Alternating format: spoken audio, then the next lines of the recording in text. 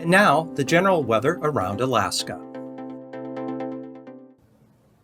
Welcome to Alaska Weather on this Wednesday, December 6th, 2023. I'm meteorologist Peter Chan coming to you from the National Weather Service. And if you'd like additional weather information on top of what you get in this YouTube video, you can go to weather.gov. It'll bring you to a map of the continental U.S. with Alaska and Hawaii in the lower left, the territories and tabs below there. And just a quick check here of the map across the continental U.S. We do have some active weather, some winter weather advisories, northern Rockies, Idaho, back into Sierra Nevada, up into southwest areas of Oregon. And also we have some flood watches there along coastal areas of southwest Oregon and far northern California. But as far as any really big storms, nothing there, but we do have rather strong Arctic cold front and a couple areas of low pressure currently in the Bering Sea that'll be impacting the west and southwest coast as we go through now into Thursday and Friday. It's going to bring colder temperatures, areas of snow and blowing snow with the possibility of blizzard or near blizzard conditions at times along areas of the west coast. Then, as we go through the weekend, a stronger low will impact the panhandle Saturday into Saturday night. That one's going to come up out of the North Pacific and bring more heavy precipitation and strong winds. And overall, an active weather pattern will continue next week for the southern mainland and areas along the Gulf Coast and panhandle. Quick check of a couple FAA webcams this afternoon up there, the Bering Strait. Whales, blizzard conditions, 19 degrees. They're getting heavy snow along with blowing snow as well. And that's going to be a common theme, especially tonight into early Thursday along areas of the west coast that could even linger in some areas into Friday. Scammon Bay also reporting snow and blowing snow early this Wednesday afternoon with a temperature at 23 degrees. This is all out ahead of a low pressure and a strong Arctic cold front. Now looking at areas further southeastward along the Alaska Peninsula, Cold Bay, there is a cold front that'll be approaching and moving in from off of the Bering Sea. As of early afternoon, partly sunny, 37. But quite a change. You're going to see strong northwesterly winds along with snow showers and snow squalls as that cold air sweeps across the area early Thursday and into the day Thursday. Still some areas of lingering snow up along Thompson Pass, Isabel Pass, and there's also blowing snow in those areas. Temperature this afternoon 7 above at Isabel Pass in the east central Alaska range, and we have this winter weather advisory there until 3 a.m. Thursday morning for Isabel Pass. Also at the bottom of your screen, we have a blizzard warning for Thompson Pass until 3 a.m., but conditions at both of those locations should be improving as we get past the overnight into early Thursday morning. It's along the west coast, though, from Point Lay down through Point Hope, Kivalina, Kotzebue, and then also on the areas surrounding the coastline there of the Seward Peninsula down along Norton Sound into the lower Yukon Delta, including St. Lawrence Island. Winter weather advisories for snow, blowing snow. And then we have a winter storm warning for Nome eastward into Gullivan, where we anticipate accumulations of snow as much as maybe 4 to 6 inches, along with considerable blowing and drifting snow. Any of these areas at times along the coast could experience blizzard or near blizzard conditions tonight into Thursday. Some areas could see those conditions linger into the day Friday. We have a couple of low pressure systems right now, one in the lower Chukchi Sea, another one here around St. Lawrence Island, and there's this very strong cold front that'll be working its way inland as we go through tonight and Thursday along areas of the west and southwest coast. But I did want to mention this as kind of a tip here for next week.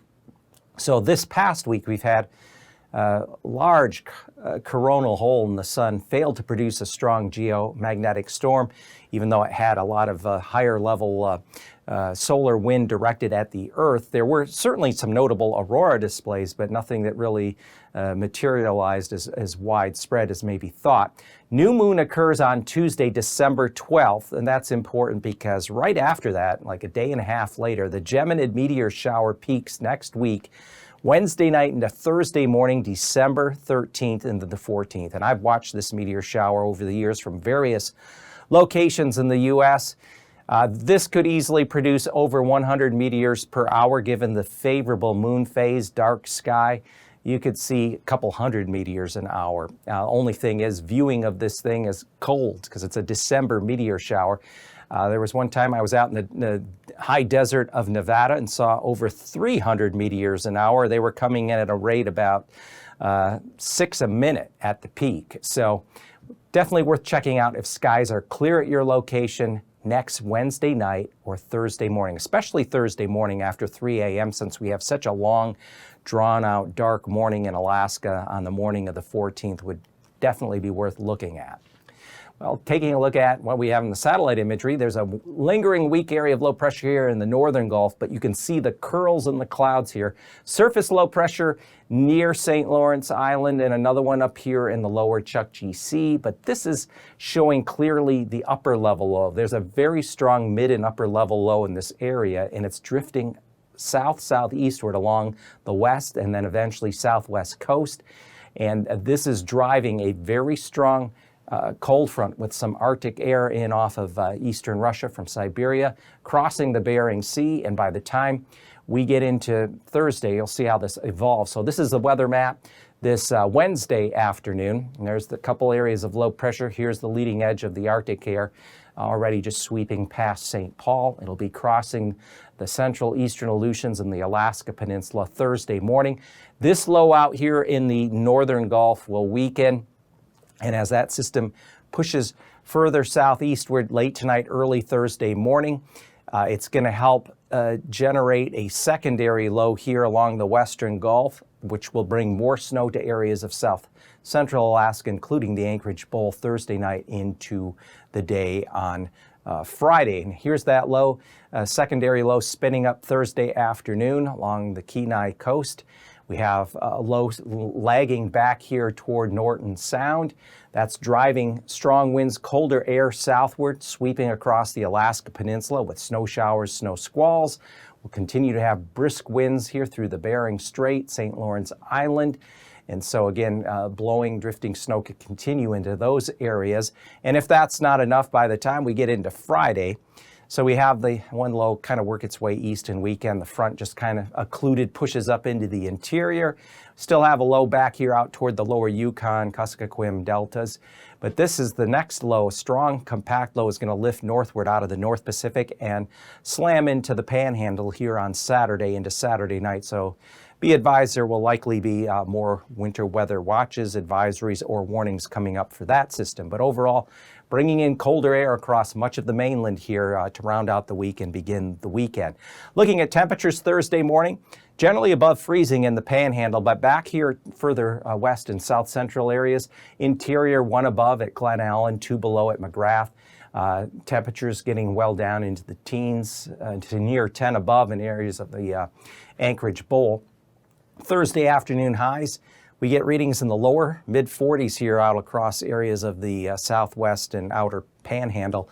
But notice the cold air kind of sits here over the Anchorage Bowl, and with that low spinning up, that really warm air is not going to get pulled back in further west. So keep things snow. That's why this area here could see accumulating snows Thursday night and into Friday. So be aware of that. And then for Friday morning, we anticipate chilly temperatures here. South central areas completely supportive of snow. Back here though, across the Panhandle, many temperatures remaining at or just above freezing, especially from Sitka down through Craig and over toward Ketchikan, be above freezing. Now looking Friday afternoon temperatures though, only around 20 for a high in Anchorage. Teens to the north and areas still here through much of the Panhandle getting back up above freezing, either mid-upper 30s or at least lower 40s. Across the far north, temperatures are going to be sub-zero in many areas along the Brooks Range North Slope, including the central Yukon Valley up into the Tanana Valley. To the west, temperatures have cooled. We're looking for lows in the teens, generally between 10 and 15 degrees. Daytime highs will be slightly better, upper teens, say at Nome, Imanak, just because you have, even though it's Arctic air coming in around this low, the low center itself coming into this region, temperatures and winds will not be quite as strong around that, and readings still up near 20. But over here back to the east, we expect temperatures to stay below zero there, Yukon Flats, Arctic Village. And temperatures Friday morning, there could be isolated 20-degree below readings in areas of the Yukon Flats, the normal cold spots. Back to the west, temperatures cool down, still a couple few degrees from what they were. And daytime highs generally in the teens along the Seward coastline, especially south of Point Hope and in and around Norton Sound. As you get inland, temperatures only in the single digits above and below zero for highs on Friday. Out across the Alaska Peninsula and the southwest interior, lows Thursday morning. Notice some of the colder air beginning to spill into this area. Still, readings near freezing along the eastern central Aleutians. We'll have highs Thursday afternoon, still above freezing down along the Alaska Peninsula, but winds are going to be shifting to the northwest, bringing in the colder air.